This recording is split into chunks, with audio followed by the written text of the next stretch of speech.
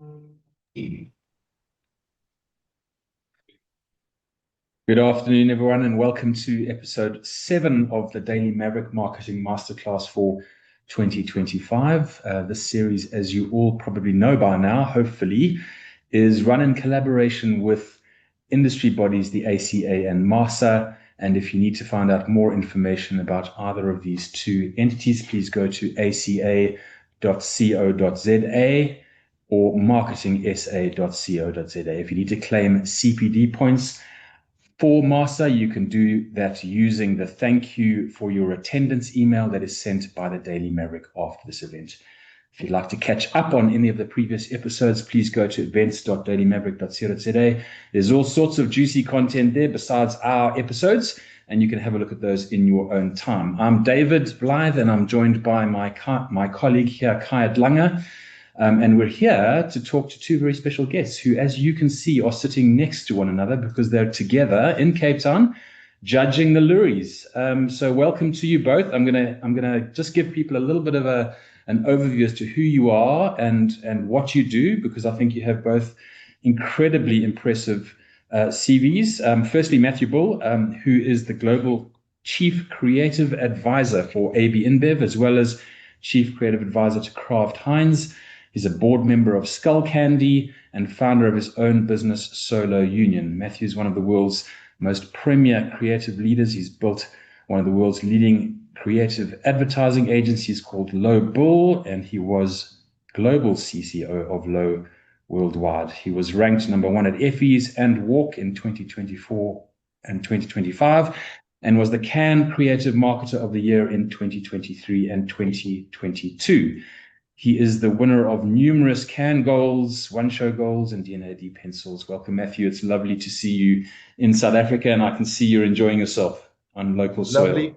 Thank you very much. Just a small correction. I didn't win it all on my own. AB InBev, we were the Creative Marketer of the Year, not just me. Okay. Okay. Well, thanks for the clarification. Well, congratulations to you both in that case, because Vaughan Crosser is VP of Marketing at South African Breweries, which we all know is part of AB InBev globally, and has been in this role for the past 3.5 years. He's worked his way up the ranks for some 23 years, working across the portfolio of brands in SAB in various capacities, and he's been instrumental in reinforcing the deep commitment that SAB has to fostering marketing that fuels business growth. He's obviously very perfectly suited to this particular discussion because he speaks on this subject a lot, and he has incredibly wide business qualifications as well from Henley Business School, the London School of Business, and the University of Pretoria. Welcome, Vaughan. Thank you so much for your time here today. Thank you, David. Great to be here with you and Khaya. Super. All right. Well, thank you to our guests for their service to the industry. It's really lovely for you to give up your time to speak to us. I'm going to ask the audience who is going to be listening into our conversation to please, if you have a question, please pop it into the chat, and Khaya and I will relay those back to either Vaughan or Matthew. Just a heads up that Matthew has to dart off at a point during the course of this conversation because he is running a separate masterclass of his own for SAB, actually. So we'll see Matthew just kind of exit stage left, and then we can carry on the conversation with Vaughan. So today's topic is creativity and business impact. And in our third episode, we spoke with Gillian Rightford and Carl Willoughby about the importance of nurturing creativity in an organization. And we know that as marketers, it's our sharpest tool, right? It's our sharpest weapon that we have to affect business outcomes. But often it's very, very difficult to kind of get business to see that or to land that inside a business. So I want to direct this first question to you, Matthew, which is to say, in your kind of advisory role in these large, successful global organizations, how are you landing, the importance of creativity at the top table in these organizations? It's actually not as difficult as it sounds, because I think fundamentally most people in their individual rights understand the power of creativity. No creativity, no growth, no progress as a person. Certainly, same thing applies to brands, businesses, countries. So it's not that difficult. The difficult thing is the measuring of creativity for a lot of our team. Is this a great piece of creativity that's going to actually have a massive effect on our business or on our lives? And I guess what I've really done my best to do is to try and get people to trust their intuition on these things. If you think about business people, they really know their business and they know their consumers and they know how to make products that reach their consumers. And most of that stuff's quite a tangible thing, right? It's a tangible thing. If we're making a beer, we can go and get it tested in the consumers. We have a kind of demographic we're going for. So there's a lot of tangible stuff there.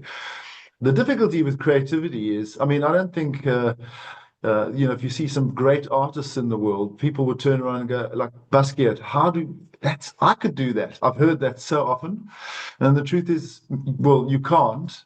And isn't it Right. amazing how it makes you feel when you look at it? So to try and get the team, and VC obviously does that with his team. This is VC, by the way, everyone, in case you didn't know, to get them to go, look, when you see the work or when you hear the work, how do you feel about it? How does it make you feel? And so that's the first thing we ask. And then I think we've got really strong processes in place which allow people to then measure their intuition in a more tangible way. So it's this kind of thing where there is a way of like trusting your intuition, but then backing it up Yes. with the tools. So if we can, that's what we do really, at ABI. We really, at SAB, we really make sure that we give people the freedom to express themselves and to trust their intuition, but we back it up with processes that actually support that and give them a little bit more confidence. Can I Yeah, share a that's quick lovely. Can I share a quick build on what Matthew was saying? Something that I learned, Thank you. this was not my idea, but something I learned from someone who's in the innovation space. They said when a new idea comes to you, you should use the greenhousing principle. And the greenhousing principle is an acronym called SUN. And I love this thing because it's so easy to remember. So if an agency brings you a new idea and at first you feel a bit uncomfortable or you're not sure about the idea, you suspend judgment. Suspend judgment, then Okay. understand the idea, and lastly, nurture it. Give it a bit of water, see where it could go.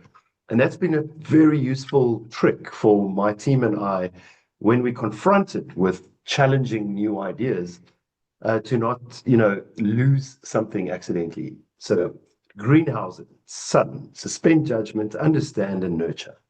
He's a good teacher.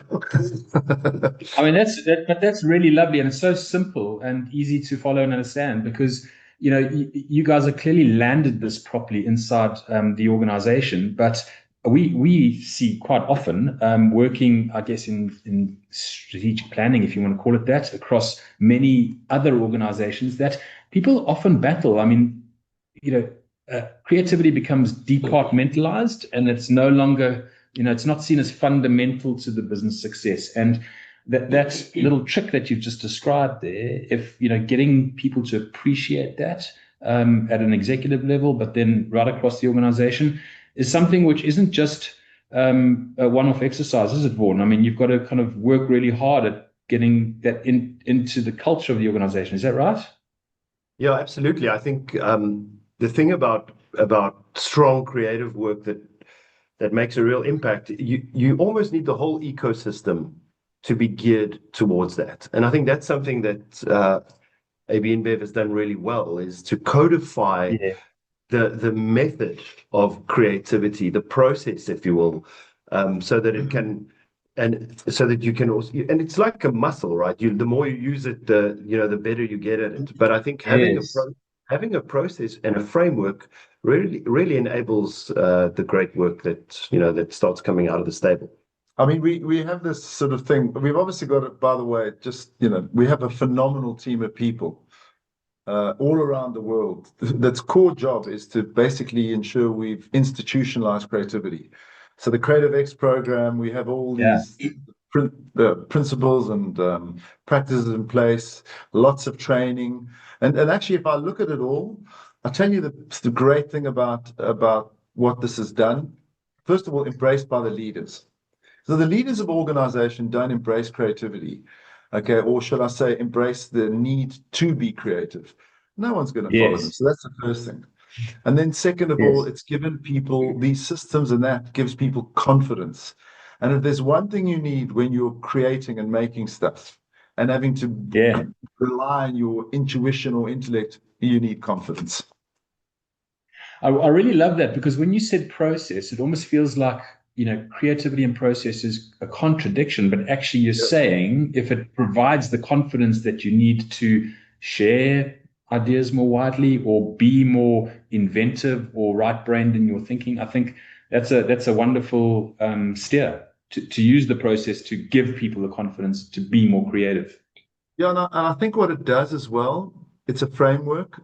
Khaya will tell you Yeah. that part of creating is a dynamic business, and it requires conflict.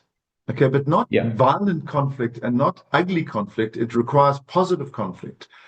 And those Yes. frameworks and those structures give people almost a room, to metaphorical room to be in, where they can express themselves and disagree, etc. I mean, VC's the CMO, but some people he demands in a polite way that people challenge him and what's going on, because he understands you can't get anywhere with agreement. Funny enough, you can get agreement at the end, but certainly in the process there shouldn't be wonderful, wonderful all the time. It should be challenge, challenge, challenge, and then you get to great stuff.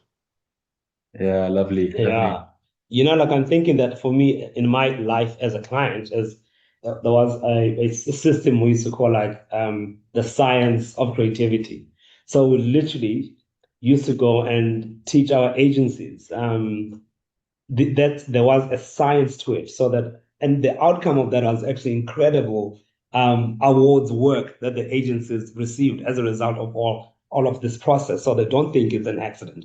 Because I mean, the example that I used to use was how Michelangelo used to dig up bodies and study the bodies and study what the muscles did. And that's why his work kind of has stood the test of time, because it was art, but he understood the science of it. Yeah. But here's a question that I really want to ask is that, for me personally, like again, my life when I was a client was that the one lure that I am most proud of was for marketing effectiveness for Sherry Coke, the Sherry Coke campaign. And because it had the creativity had business outcomes attached to it. And so perhaps the question I could direct to you, Matthew, is like, beyond awards like the Effies, do you think that you should be linking, creativity and and commercial outcomes more directly? So not just because you do have the Effies that kind of look at effectiveness alone, right? Rather than the creative aspect of it and the effectiveness of the creativity. Actually, I don't. I think the Effies are a great award. Okay, and we really, as you can see, love the Effies because it demonstrates the power of creativity. However, I think pure creative awards should be pure creative awards. So take this as an example. If you do a small piece of really smart creative work for a small retailer that's only going to be in Krugersdorp, okay, and you put that together and it's brilliant and it works wonderfully, but really the aim of that piece of work was to get 2,000 customers in. Have you done a great job or a bad job? You've done a great job. And unfortunately, when you do the results-based thing, particularly if you're judging the work, and at the end, the viewers may or may not know this, but you'd look at the work and then there often comes up with all these results of how many people loved it, what it did for sales, etc. And it's quite, when you're against really huge, big brands, which you always are, the numbers are going to be way more significant for us, for Corona, example, than it will be for one of our smaller products. So I'd rather they took the awards out of the results out of that, and they just focused on the brilliant piece of creative work. The trick is it must be an authentic piece of work. So in other words, I believe at the beginning of everything, they should say, this is what we were trying to achieve with this work. Here's the work. These are the results of that work, not in shares or whatever, but did they match? Did they match the thing in the front? And right now we just get the back bit. So I far prefer a focus on the brilliance of the creativity in that award. And then you have the Effies, which does the whole package. Okay. And they work together with a different intent, but both are driving the industry forward. Okay. That's Yeah, right. very nice. Do you have a follow-up question on that, Khaya? What I suppose I think the other question that I probably have is, I always find that like when you look at human insights with the creative work, right, is that insights are quite hard to come by. But once a great one comes through, you really recognize it and it resonates with everybody. So I guess the question that I really want to ask is, how do you ensure that if you don't maybe live with the consumer, understand the life of the consumer, how does like a creative come to you with a great idea?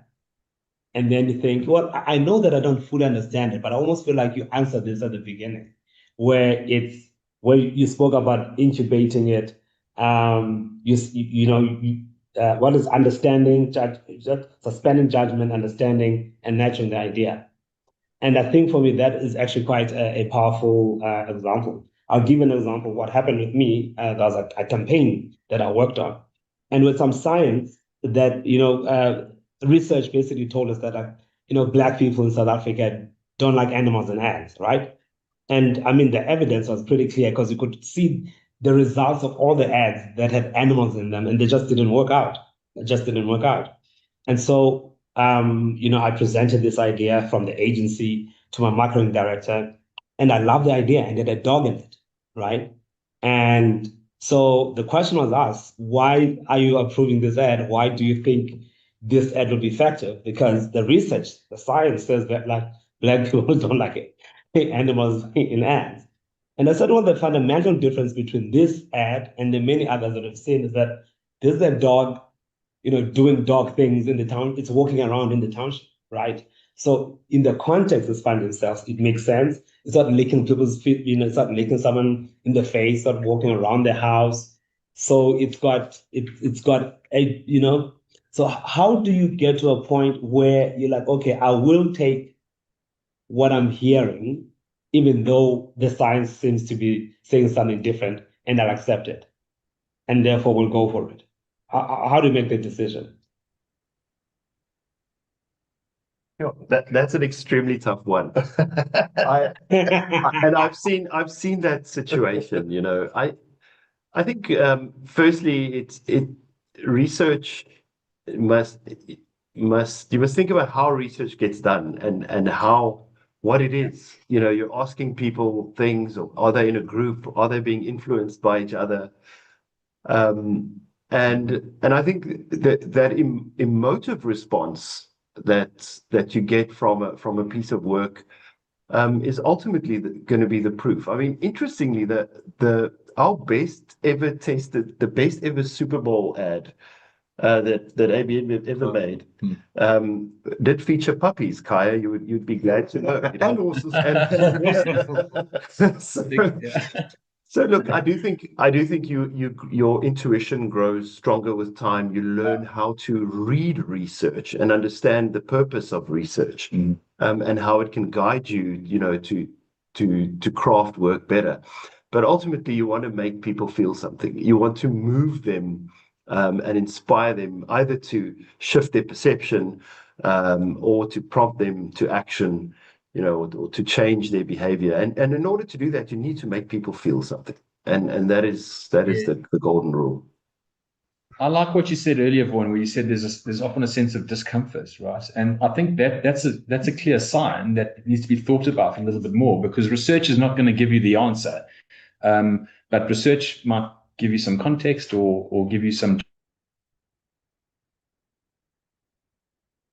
So nice. Yeah, I used the example. Often? Yeah, we broke up a little bit there, but you talk about the discomfort, and I used this example at the IMC conference as well. Is you're on the right track when you have a lot of lawyers involved in the idea. And I always say to my team, look, In fact, our lawyer is currently sitting at the end of the table over there. Oh wow! Just in case, yeah. So, and it's a funny story, right? It's a real conflict, because on the one hand, we want to do work that gets noticed. And if you want to get noticed, you have to look a little bit different, or do things that hadn't been done before. And that often requires an element of safety because you want to protect these brands, right? You want them to last another 100 years. You want to be responsible. You want to protect consumers. So there's that constant tension. And hence I say to my team, embrace the lawyers, get good guidance. Let's do things when you take risks, make sure that they calculate, that they have a very clear goal in mind, a strategic goal that's aligned to your business and your brand's principles and its values. So yeah, that's just a lovely story about lawyers. But I think the thing for us as a business, and I think for anybody, any business you're in, and actually any walk of life, what we're really talking about is knowledge. Trying to get as much knowledge as we can before we jump into the lake to see exactly what's underneath there, and also to work out what the consequences of it are. And I think that's wise stuff to do. I think, and to go off piste a little bit here, because it is a bit of a thing for me at the moment. I do really believe that researching creative is a very dangerous thing to do. Because I believe that most people react to creative and exactly as VC says, they feel, which it means emotionally. You don't think logically when you see a painting or you walk out of a movie or even a great ad. You be sucked in by the storytelling and the brilliance and the beauty of it. In the end, you'll go, actually, that makes me want to go and drink a castle. Okay, that's what it'll do. You won't go, well, logically thinking about how many calories, you don't think like that. And I think what happens in a lot of the research modules we have at the moment is you're asking consumers to logically tell you what they think. What I hope with AI is we can now create, in the old days we used to do storyboards and animatics, which were really unemotional pieces of work that you just couldn't connect. Now, hopefully with AI, ironically, it's much, much better. So you can actually put together a sort of a film which feels relatively authentic and certainly can capture the emotion of it. So then that I hope people can react emotionally. And then another thing, and I don't know if I was talking to you about this, I may have been. I think in research, you should start with what you like about. And when you start with what you like about in a room, because it's so easy to be negative and say, no, start with that and then see where you can take it. And I think that's a good practice for people to have. Exactly. And there's also some beautiful, sorry, Khaya, I didn't mean to talk over you, but there's some really wonderful techniques that are emerging and becoming quite popular internationally, is like the System 1 testing that uses emotional. Yeah. So you start to see the kind of 7 different emotions that in how people are reacting to a piece of comms as it's running, which is fantastic. And you can highlight where fluency hits and where people actually kind of recognize who the ad is for, which is powerful, Matthew. But I do agree with you. Sometimes research is used inappropriately in testing creativity. Sorry, Khaya, you go ahead. And but sometimes research can't tell something that's new, right? They've never seen this idea before. So it's difficult for them to actually judge how they feel about it. For example, I think I've told this story before, but when The Office, the British version of The Office, the first time it came through, the BBC did like an entire research about it, and it got the lowest scores ever for any BBC thing in history. But because it had already been shot and the time slot was available, but it was also late, they're like, no one watches, during this time anyway, so they'll put it on. But the one testing was that people liked the show, but they were embarrassed for the character. So, sometimes I just like there's some emotions that we are unprepared. We don't know how to measure or judge because what we're seeing for the first time. So, but it was also, that's the thing about it as well. You're absolutely right. Also, it was how it was done was the first kind of third wall work, and it was also cringe comedy. And cringe comedy is cringe, We should do some cringe. You want people to cringe. Sorry, no to lawyer? No, okay. Brilliant. Look, I've got a question from... Sorry, go ahead, Vaughan. I just another example. I wasn't working on the brand, but at the time, but one of the adverts that was very well liked in our stable was an advert for Castle Light that featured Vanilla Ice. And I don't know if you'd remember I that one. remember it. And still today, when you speak to consumers, they'll tell you how much they love that advert. And that advert also didn't test very well because it was so different and so unique at that time. And used the humor in a very interesting way, but it also didn't test very well. So kudos to the brand director who said, "Listen, I believe in this thing. I think this is good," and it became an iconic piece of work in our stable. Yeah, absolutely. The castle artwork is overall fabulous. I want to ask you a question from the audience, if that's okay, and I think this might be directed to you, Vaughan, which is, how do you create a culture where creativity and strategy, I guess that's business strategy and marketing strategy, aren't in silos but are in sync and are kind of working together? How does that play out for you? It's from Sarah, by the way. Great question. Thank you, Sarah. I think the first step that is incredibly important is creativity. It's not just for creativity's sake, because otherwise it's just art, right? Or, then you're just making art, but creativity is a means to an end. It must serve a purpose. And creativity, for me, is the thing that helps us solve real business problems. Okay, so you apply creative thinking to overcome some kind of a barrier that someone has towards your product, or or a real business problem. So that's how I think we use creativity. And then how to link it to business strategy, I think that's the point, is that it's then completely woven in.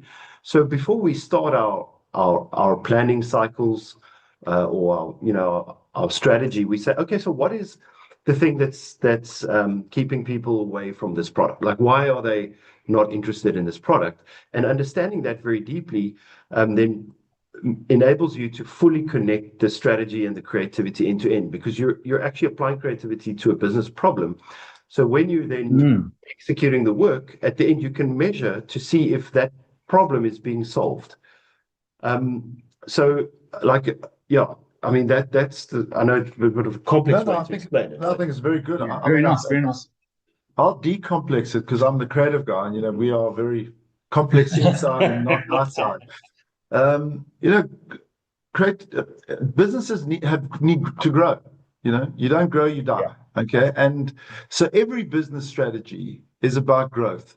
So therefore, it has to be aligned to creativity, and has to be aligned to innovation. That's it. And again, leadership. So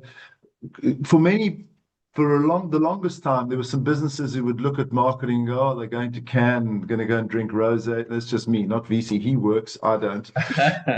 And they go, "What's the point? What's the point?" Well, the point is that it's about driving growth. Okay, that's exactly what creativity is. That's how you measure it, whether it's good or bad. Simple as that. And therefore, if the leader says, "I believe in creativity to get us to grow, regardless of what we're doing," except finance, we don't like too many creative people in finance, then you're in a great place. Yeah, absolutely.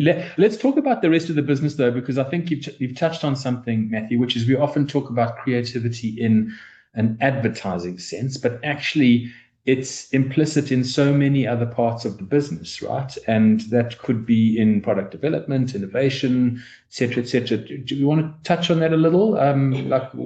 Where does it start and end for you? And you said the word ecosystem earlier, Vaughan, which is a really big clue that it's everywhere. But do you want to talk about how that manifests in your world? Is that question for me? Definitely. Okay. Yeah. So definitely for you. I mean, there's a very simple process, right? Actually, that we follow, and it's really enabled me to grow as a creative leader. As Matthew said, really gives you that confidence. I think the first thing is immersing yourself in the history of your brand, like really being immersed in what the brand is and where it comes from. I was at a talk recently where Fernando Machado, who is the ex-CMO of Burger King, he was talking about how you absolutely need to be immersed in the work. And so I like my whole team to be immersed in firstly their own brand's world, but also in what world-class creative looks like. So giving our teams access to the databases, to Can Love the Work, and for them to be immersed in the work and then regularly to discuss work that's at that level. So getting together as a group, these are very practical tips, right? Sitting together in an auditorium or in a room and watching the work and evaluating and getting used to what absolutely great work looks like. The next, you talk about the ecosystem. So that's like the first step, is building the capability, building the foundation for great work. I think that then the next step is get the experts to help you. I mean, that's why I work with Matthew and with various other senior creative people. Although Matthew's your favorite. To get, like he's good, but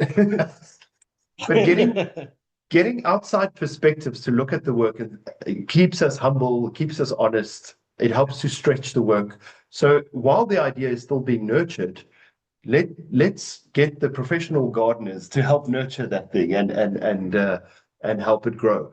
And then I think the next step is to be able to evaluate it. So after it's been in the market, to honestly look and say, okay, what did this work achieve? What are the KPIs? How did it change that business impact? And then actually award and recognize. So our brand directors' bonuses are determined by how effective their creative work has been. And this gets judged by external people to look at that effectiveness. So you can build creative processes, and those are three examples, like training, capability, understanding good creative, getting outside experts to give you inputs in the right moment as you're nurturing the idea, and very clearly evaluating the work afterwards. And that kind of system, I think, really gets you into it like a rhythm. And as Matthew said, I have a small team, and that's their job, is building our creative capability. And I will say that again, that creativity does. There's no such thing as a boring company with an innovative marketing team. It's just no such thing. The company is an interesting company. That's an innovative company that believes in innovation, and then the marketing team will thrive and often be the point of the spear, the tip of the spear there. I mean, I'd really use whenever I talk to people, business people around the world, they'll always sort of point out how great the marketing and advertising is for us, for Nike and for Apple, and they're absolutely right. But of course, that's all born on really innovative products that have come through. I mean, obviously, Apple at the moment is surfing a wave because of the old work. So the biggest challenge for a company like Apple to continue growing is what are the new things that are going to keep coming through. And I think what we've done really well, that I've watched as an outsider at ABI and SAB, is the product innovation that started to happen. We're really well known as creative marketers, but when you see some of the product innovations that are coming in, how we're expanding our horizon, bringing new things, not just in product, not just in beers, but in other drinks, beverages, but also in the way we run the business, the way we connect with customers now. We have incredibly original, new, fresh systems. And that's the entire DNA of the company needs to be about innovation and creativity, and then everything else just flows beautifully. That's the ecosystem. I work with the teams at ABI and SAB, and I think that's where the best companies are. Yeah, I love it. Thank you very, very much. So I've just been handed a few questions from the audience here, so appreciate your responses on that. I'm gonna ask one which seems a little technical, but I think it's a good question. It's from Bob Pildich. What are your views on the science of brand growth? And he's referring here to Ehrenberg Bass and its implications for creativity. So that the growth driven by kind of increase in light buyers, I guess, or mental and physical availability. You want to talk to that, Vaughan? No, I think look, I was very fortunate as a very young marketer. Someone gave me that book as a gift, and this was about 12 years ago when they first published it. And I remember after reading it, going, I should hide this. I hope my competitors don't have this book. It was super enlightening. And I think over time, I think that science has been proven again and again. I also remember that there were being big debates over whether the Ehrenberg Bass view and the purpose-driven view, which I think Jim Stengel was writing a book about growth, which was all about purpose. And I remember watching these debates thinking, but gosh, I think we need both. So I think making sure that the Ehrenberg Bass principles are built into your media system is fundamental, because you need that mental and physical availability, which they talk about, right? Having the product top of mind and having it easily accessible. Those are such obvious insights, but they require an immense amount of effort and work. So I completely buy into that principle. And how to bring the creativity in, for me, is what the creativity does. It amplifies the message. It makes it easier for people to share it and to love it and to engage with it. So having the right the right frequencies and availability, those things are critical. They're the basic science of marketing. And then I think the art comes in with the work that makes you feel something, that just amplifies the work for it to go beyond, its traditional channels or live in culture or whatever. So I think the two are critically important. I'm so glad he answered that question, because I have no idea what that book is. Well, the answer was really simple and clear, Vaughn. Thank you very, very much. And let me hand over to Khaya's got a question from the audience as well. I'm not sure if maybe David, you want to pick this one up. I'm aware that you have to run. This is where I should say I actually never read the book, but ChatGPT just gave me. I believe you've read the book. So we do have a question. This one is not from ChatGPT, but it's from Noma Chamsanga. And she says, how do you justify creative investment to the business when they are looking for return on investment in volume or value uplift?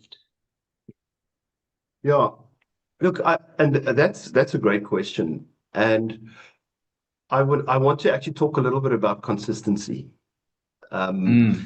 because consistency is a wonderful word. It's something I love the idea of protecting the heritage of brands, protecting why they were invented and what the job is that they do, and consistency can play out as well throughout your ecosystem. So.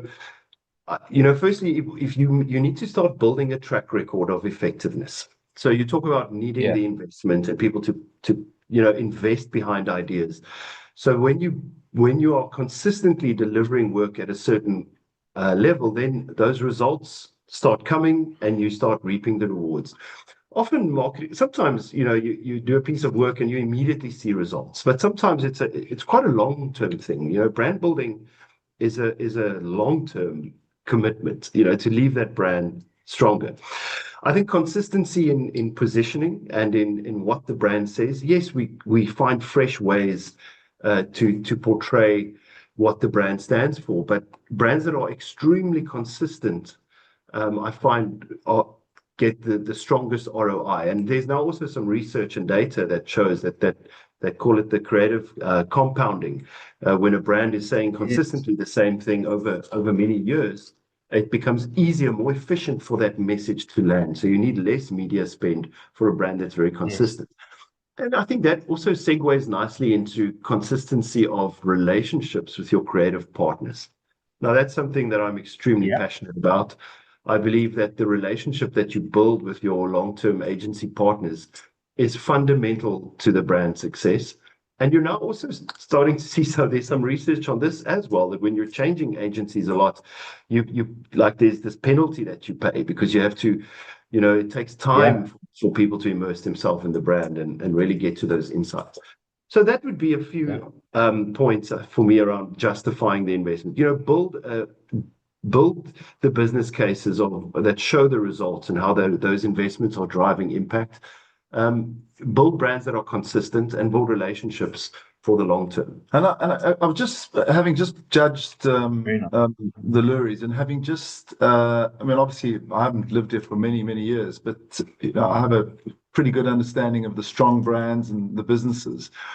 And the thing about consistency is a commitment thing as well, right? It's like a marriage. It's always a good idea to keep the marriage freshly consistent. In other words, keep doing dinners and date nights and we can just keep it free. And I think invest in it basically is the point about it. Everyone knows it's in a relationship. You have to invest in it. And you should apply Yeah. the same principles to brands. And one interesting little story is I saw a Toyota ad this year, which reminded me a lot of the old Toyota ads when I lived here, which would have been in the early 2000s and late 1990s. Anyway, the jury turned around and said to me that they had the lunch is being eaten by the Chinese car manufacturers big time, and Toyota have really suffered. I don't know if that's the truth, so this is an anecdotal story, sounded realistic to me. And one of the major reasons was they stopped talking about the heart and soul of the brand. And instead, they were looking for short term, sell, sell, sell. Here's a picture of the car with a price on it. And you buy things with your heart as much as you do with your head and your wallet. And so I think that's a lesson of consistency, investing in your relationship, understanding that consumers don't leave brands, brands leave consumers when they all of a sudden become something completely different.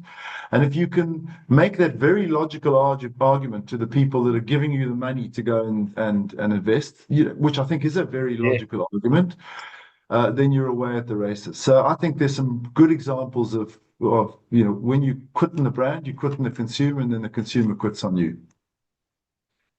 Yeah, that's beautifully put. Let's talking about heart. I mean, I just want to segue off that to the internal side of things, because landing a creative idea, whether it be a product innovation or whether it be a new way of working, or even just a piece of communication that's going to be launched and maybe establish a new brand or be an extension of an existing brand.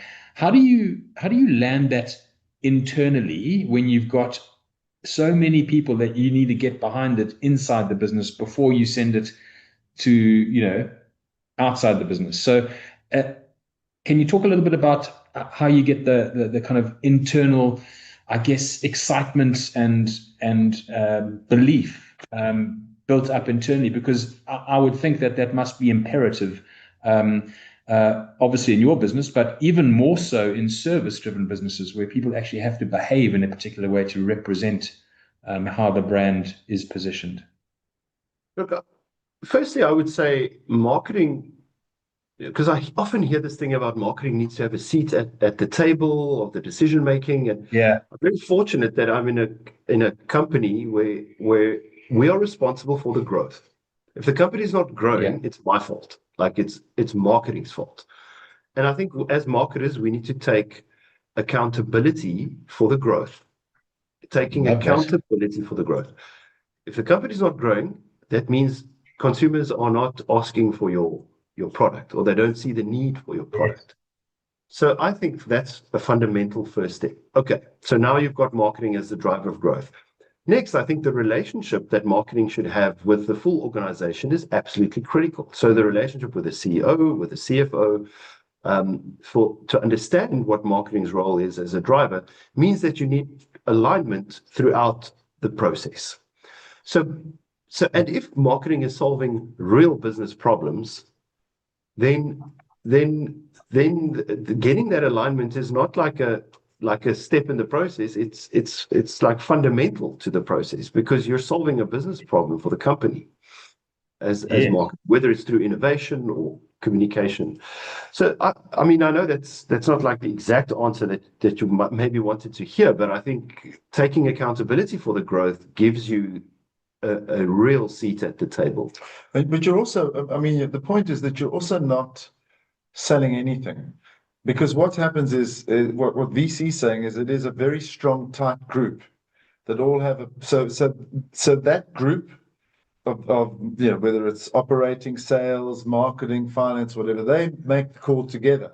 They are the people that have the idea together. So it's not like, I mean, obviously sometimes the idea is going to spark from somewhere, but it doesn't, that doesn't just go to marketing. It goes to that group, and that's called a well-run company, actually, to be perfectly honest with you. I've got to go and waffle on in another forum. And so, beautiful to see you again, David. Lovely to meet you, and thank you for this chance. And to everybody who spent some time, thank you, and I hope we gave you something. That's all. He'll give you more. You did indeed. Thank you very much, Matthew. Take care. Good luck with the rest. Cheers. Thanks so much. Thank you. All right. Khaya, thank you. Did you have another question for Vaughan? Okay. I guess the question you kind of maybe got into it somehow, but what are the key ingredients, to getting that relationship? I mean, I had my global boss when I was at Coke said something very interesting to me. He said that he said it's easier for you to teach your current agency, right? To get in line, to kind of work with them, than to get a new agency and then start all over again, right? So I guess the question that I'm asking is, what are the most vital ingredients to building, agency partnership that deliver impact and creativity that yield these business results? Yeah, it's a fundamental question because I've seen that the brands in my stable that take the most effort in nurturing that relationship are the ones that get the best work. So again, I'll try a bit of a funny story here, but I think the first thing is you need to create a cult. now, Yeah.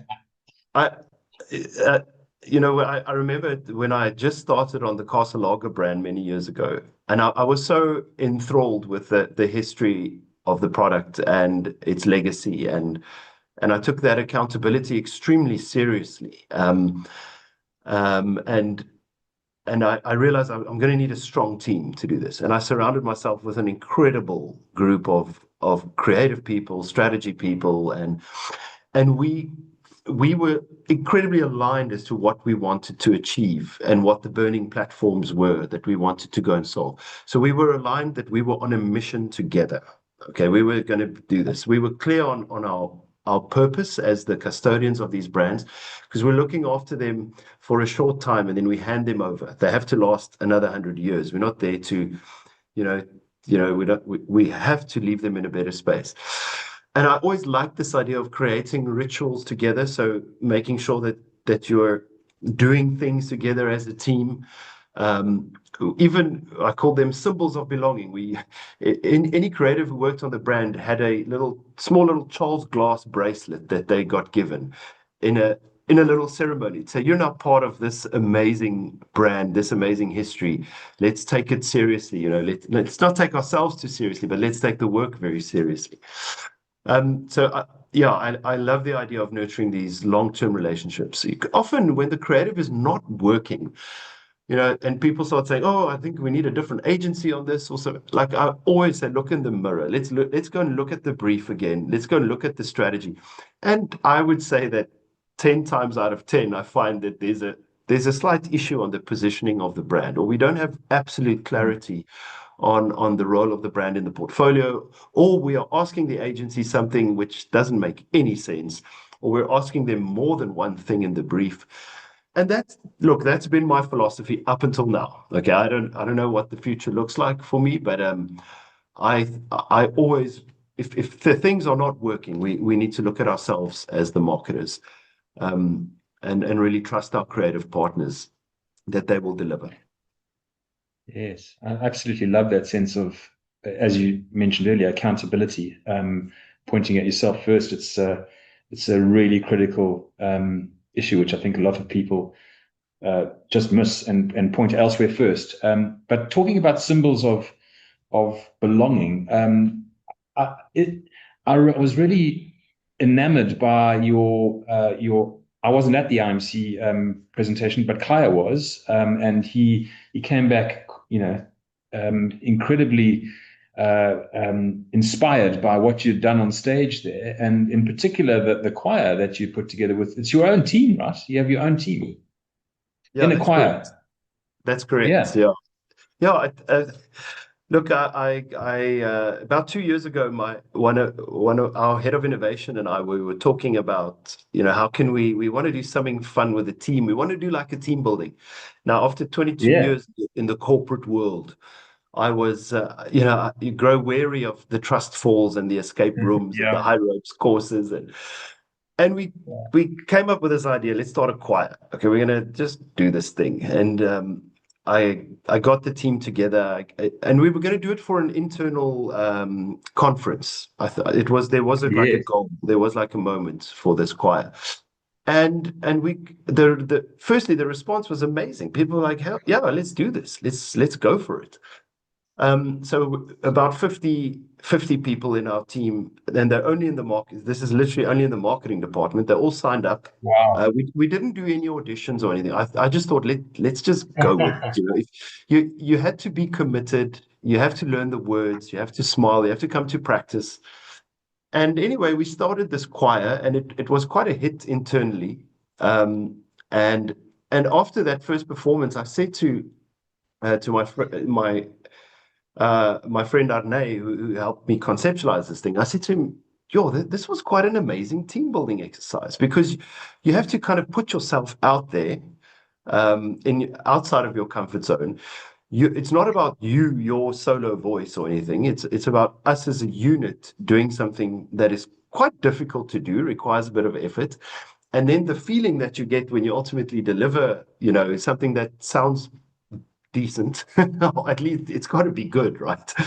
Then that sense of accomplishment that the team had of doing that, and subsequent to that, we had done one or two more internal performances for bigger and more interesting audiences.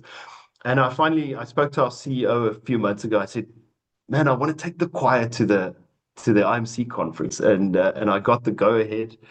And it was a wonderful moment. It was very special for me to be able to share a little bit of our team culture in such a real way, such an authentic way, Yes. to see how that team operates. So I'm very grateful to have a team that was willing to do that. And yeah, it was a magic experience. I'll never forget it. That's fantastic. Yeah, I mean, it's almost a metaphor for Yeah. kind of the bravery in and the confidence you need for, to share creative ideas, to share your own voice, and to kind of sing in a choir like that is not easy, right? I mean, for everybody. So the vulnerability is quite amazing. And if you've not seen it, if those of you in the audience you can go onto Vaughan's LinkedIn, because you've actually posted a small snippet of it, which I watched yesterday. Was superb. Really, really well done. Yeah. No, thank you. And again, we had the experts. I had an expert help us, coach us, voice coaching. It was like a whole process, but so much fun to do Yeah. something like that. A nice expression of a culture, of a team that's in sync, I think. Lovely. Exactly, exactly. I've got a question from the audience from Jeremy Sampson, in fact, who asks, does the brand plan precede the business plan or vice versa? It's a very interesting provocation. That's a great question. Look, in our case, they are very integrated. So I mentioned earlier that we are responsible for the growth, to lead and grow the category. That is our number one job as marketing, and it's a job we take incredibly seriously. So that means we have to come up with the ideas. Oh, let me start there. We have to identify where the opportunities for growth are in the portfolio. What are the unmet needs that consumers have? What's happening in the market? So as marketing, you're the custodian of the consumer. You need to know these things. That is our job. And then bringing that back to the business, say, look, this is where we think the growth is going to be over the next few years. It's going to be driven by these kind of products, these brands. So this is really what we need. And then building that, and then going to find the creative solutions to close those gaps. So to answer the question simply, yes, it is our accountability, and it's marketing that's driving the portfolio, the portfolio strategy. Yeah, absolutely. Well, thank you for that clear answer, Vaughan.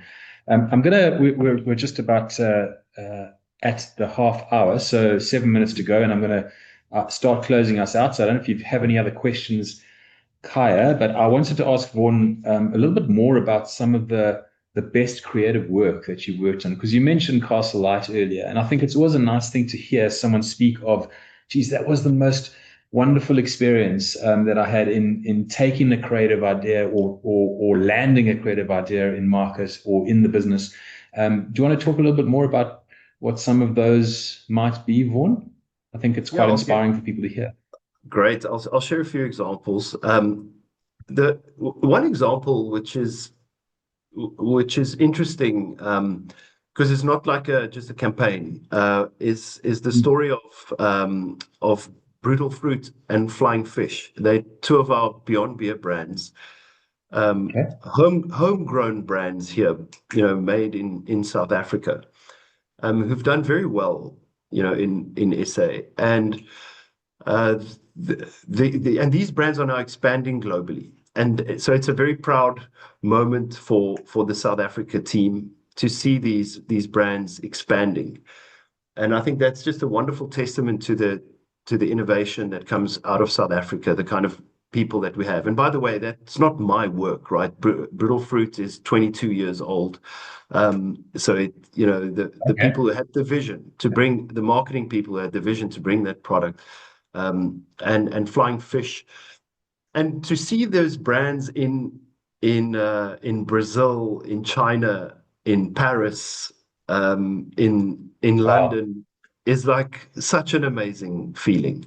So yeah, to our Beyond Beer team, who's led by Leanne, I mean, it's just amazing to see those products. So that I thought that would be quite a fun example.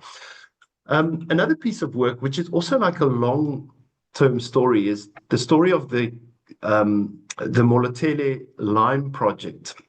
Because in 2018, when we launched Corona into South Africa, we realized we didn't have enough limes to do the lime ritual.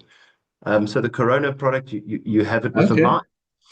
And there weren't enough high-quality limes in South Africa. So the team at the time, again, this precedes me, said, "Hey, we need to solve this problem." And they came up with this idea of a farm, a lime farm, and partnered with the Komati Fruit Group, partnered with the Molotele Trust, and set up a farm in Hoedspruit, which today produces 70% of South Africa's limes. And we now have this steady yield every year. It's a beautiful farm. It's a wonderful story because the Molotele families in Hoedspruit, they benefit from the proceeds of these limes. So they have us as a big active buyer and the retailers. And it's a great story for me of a marketing problem resulting in the setting up of a whole new value chain in a rural area that is sustainable for the long term. So that Corona Limes project for me is something that really stands out as a long-term marketing impact. Yeah, I absolutely love that. And it is a creative solution, right? To a problem. You needed a creative way to solve a value chain problem. Really love it. Okay, Vaughan, I tell you what, we're going to probably leave it here because it's 27 minutes past. I'm just going to do a bit of a closing. I wanted to say thank you again for your time. We really appreciate you being here, you sharing your time with us, and the insight that you've given, and to Matthew as well. And to see you both together conversing like you do is a wonderful kind of tribute to a partnership, which is clearly showing in the kind of creative work that's coming out of the business. So thank you again for your time and for sharing so generously with the marketing community. I want to just say thank you to the audience for participating as well, and we look forward to seeing you at the next webinar. There's episode 8 and 9 left in this series. Episode 8 is planned for the 23rd of October. That's in 2 weeks' time. And we're going to talk about humor, which should be hopefully funny. Maybe I'll get Khaya to lead that one because he's an ex-comedian. Hey, let's see. Don't laugh. So thank you to everyone for participating. Really appreciate your time and enjoy your Friday tomorrow. Have a great weekend and remember to be good at marketing, and we'll see you next time. Take care. Thank you, Vaughan.